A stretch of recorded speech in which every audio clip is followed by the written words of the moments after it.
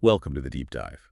We take the sources you send us, dig in, and pull out those core insights, the really revealing bits that help you make sense of things. And today we're looking at a piece from the Spiritual Seek website called 15 Questions That Strip Away Spiritual Illusion to Reveal What Remains. It really got me thinking. Me too. What's great about it, I think, is how it pushes past the surface level stuff, the things we think are spiritual. To get a genuine self-awareness is less about collecting ideas and more about, well, stripping things down. Exactly. And these 15 questions they lay out, they're framed as doorways, really. Ways to look inward. Fits right in with the site's motto, doesn't it? Know thyself. Okay, let's jump in. Question one.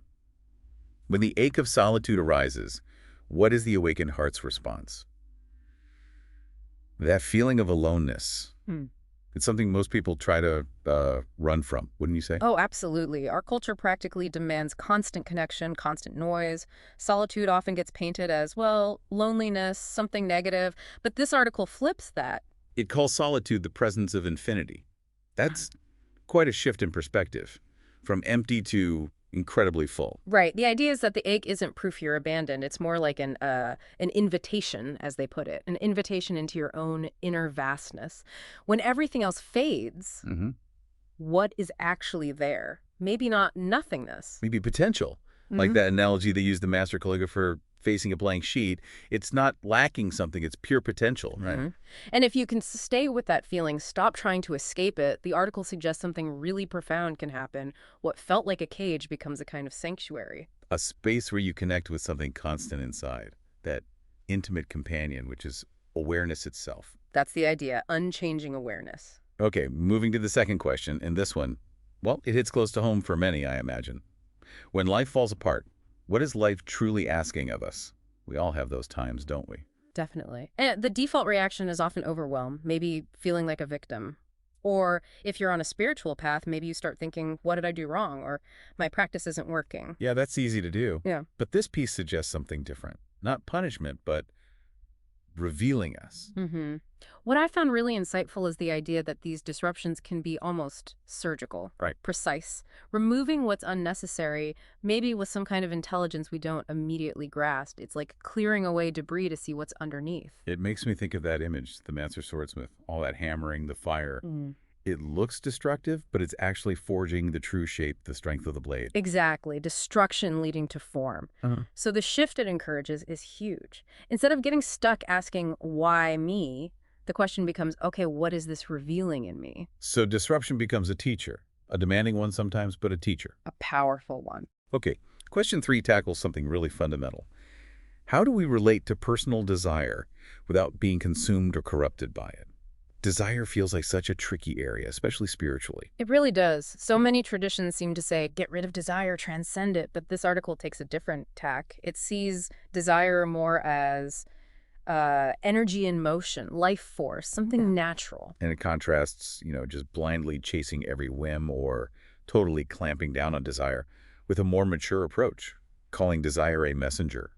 I like that. Yeah, it's about trying to read the message, isn't it? What's the deeper intelligence behind the surface wanting? What fundamental need is actually trying to get our attention? Like that river analogy. You don't want to dam it up completely that causes problems, but you also don't want it to just flood everything wildly. It's about conscious flow. Conscious flow. And the freedom isn't no desire. It's consciousness within the desire, learning to, as they say, surf the waves of longing without getting wiped out. Awareness is key. Right. Okay, next up, the methods. What is the role of meditation, prayer, and discipline in authentic awakening? These are the tools many of us use, yeah. They are. But the article flags up a potential pitfall, treating them like spiritual capitalism. Putting in the effort, expecting a guaranteed spiritual return, peace, enlightenment, whatever. Like earning spiritual points. Yeah. Instead, it frames practice as more of a laboratory. Right? Not about achieving, but about inquiry, exploration. Exactly. The idea is meditation doesn't create awakening. It helps you notice the awareness that's already here. Prayer isn't about reaching a distant God. It's about remembering a connection that's always present. That mirror analogy helps. A clean mirror doesn't create your face, it just reflects it clearly. Practices help clear the mental dust, maybe? That's a good way to put it. And the article suggests that eventually the formal practices might even dissolve into just being present. Life itself becomes the practice. Okay, which leads nicely into question 5 about a potential hidden obstacle. What is the most insidious trap on the spiritual path? Sounds subtle. It is. They point to the addiction to becoming. It's where the ego, that sense of me, cleverly hijacks the spiritual journey itself. It wants to become enlightened, become spiritual. Spiritual materialism. That constant need for more experiences, more teachings, more insights, but maybe not fully integrating any of it, like becoming a professional student of spirituality. Yeah, exactly. They use that image of a person collecting endless maps of their own city, but never actually looking around to see they're already in the city. So you get lost in the seeking and miss what's already here. Mm-hmm. The path doesn't end with a graduation cap, it ends with recognition, realizing the seeker itself was part of the dream. Wow, okay. Let's talk doubt. Question 6. When doubt arises, do we run from it or bow to it?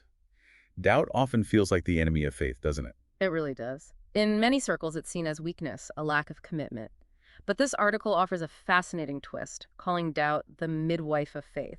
Midwife of faith. I like that. So mature spirituality doesn't suppress doubt. It sort of dances with it, Yeah. values the questions, the mystery, maybe more than easy answers. That's the idea. Like a scientist who relentlessly questions their own theories to get closer to the truth, doubt isn't the enemy of understanding. It can actually clear the path to it. So it helps burn away the flimsy stuff, the beliefs we just accepted without really looking. Exactly, leaving what's truly self-evident. Okay, shifting gears to time. Question 7. What does it truly mean to live in the present moment? We hear this phrase everywhere. We do.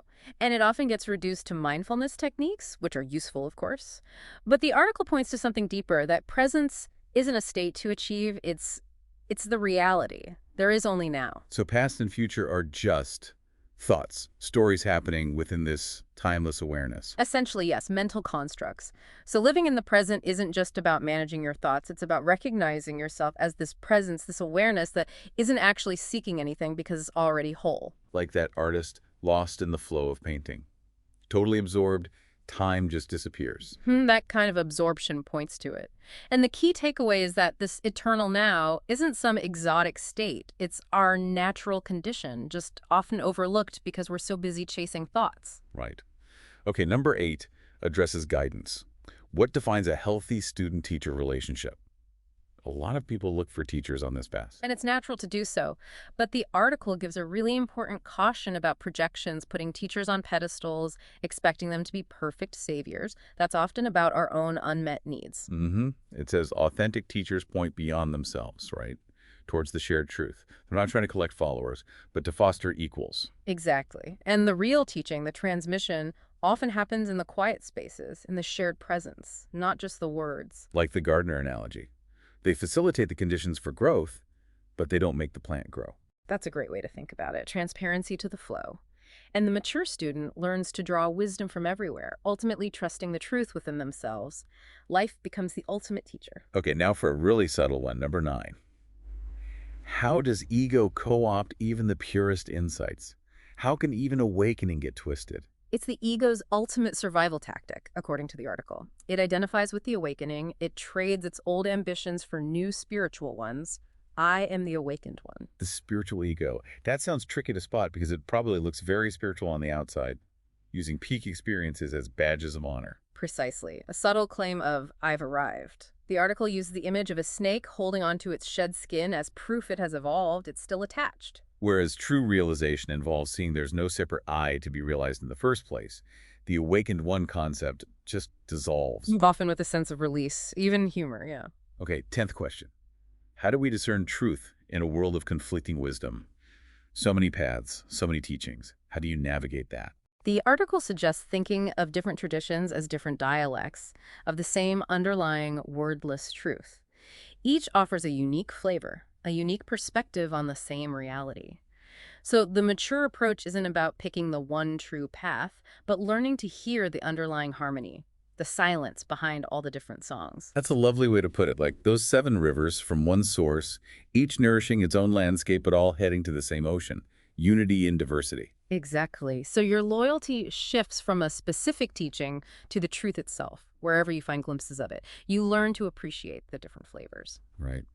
Okay, number 11. What does it mean to take responsibility for your life spiritually? This sounds like more than just paying your bills on time. Much more. It's termed radical responsibility. It's about recognizing the creative power of your own consciousness, seeing that every experience, good or bad, arises within your awareness. That doesn't mean blaming yourself for, say, getting caught in the rain, does it? No, not blame. It's about recognizing your power lies in your response. You choose how you relate to the rain internally. You stop making your inner peace dependent on external conditions changing. Like these musician analogy, they don't blame the piano, they adjust their touch to get the sound they want. We adjust our inner response. Exactly. And that, the article suggests, is the path to a really unshakable inner peace, one that doesn't get knocked around by circumstances. Okay, question 12 tackles the big one. What is the ultimate relationship to death? Always a cheerful topic. Indeed, but unavoidable. The article suggests our fear of death comes mostly from its threat to our stories, our identity, our sense of being a separate self. But it also frames death as a teacher, pointing to impermanence, but also maybe to what is timeless within us. The wise, it says, practice dying, moment to moment. Letting go of attachments, releasing old identities constantly, not clinging. That ocean and wave analogy comes back here, doesn't it? The wave disappearing isn't destruction, it's just returning to the source, the ocean. Precisely. Seeing death not as an end, but maybe as a return home. And ultimately realizing that the essence of who you are, that core awareness, was never born and so can't actually die. That's a profound shift. Okay, 13. What motivates authentic service? Helping others. But from what space? The article suggests true service comes naturally when that feeling of separation dissolves, when there's no fundamental me versus them. So it's not about duty or obligation or even getting good karma points. It's just spontaneous, like breathing, because you see the other as yourself. That's the heart of it. And often this kind of service is quiet, unseen. It doesn't need applause or recognition. Like the flower just naturally giving off its fragrance. It doesn't try, it just is. Beautifully put. And the paradox they mention is that in that selfless giving, that emptying, you actually end up feeling more full.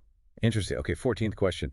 What is the culmination of the spiritual path? What does realization actually look like? We often imagine something spectacular. Yeah, like climbing a mountain peak.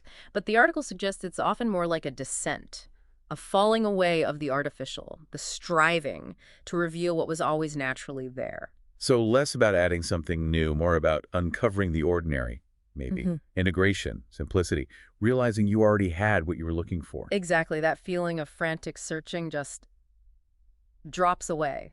Like the master architect finding joy not in the grand design, but in placing one stone perfectly. It's the end of becoming, the beginning of just being. And that leads us to the final question, number 15. How do we embody the unknowable in daily life?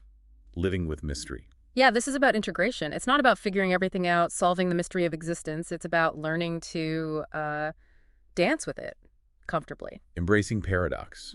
Being okay with not having all the answers. Trusting something beyond just the rational mind.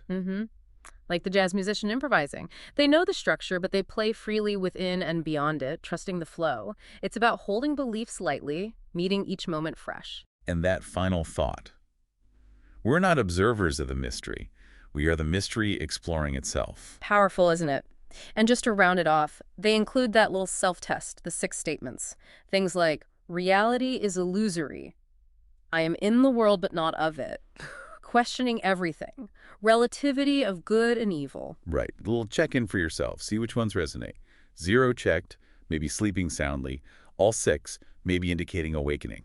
It's just a prompt for reflection, though, isn't it? Exactly. A playful nudge to keep looking. So, wrapping up this deep dive, the main thread seems to be this continuous need for self-inquiry, for really looking at our assumptions and illusions. These questions are powerful tools for that. Absolutely. They're not meant to be tests with right answers, but ongoing invitations. Invitations to peel back the layers gently and see what remains, what feels authentically true for you. Which brings us to our final thought for you, the listener. What spiritual truths have you maybe taken on board without really deeply questioning them for yourself? What might be revealed if you turn that questioning, curious eye inward? That's where the real exploration happens.